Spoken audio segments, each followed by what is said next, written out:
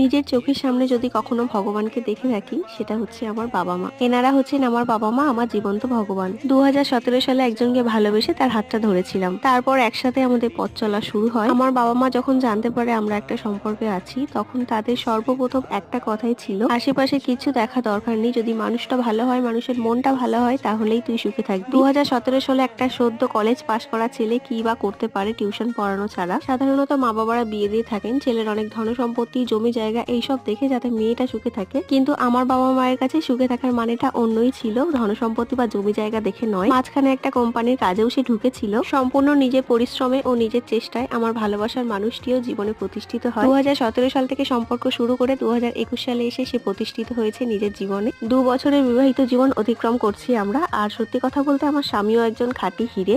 আর হিরে চিনতে অবশ্যই জহরির চোখ লাগে, যেটা কিন্তু আমার বাবা মায়ের। তো তাদের আশীর্বাদ ও ভালোবাসায় আমরা অনেক ভালো আছি।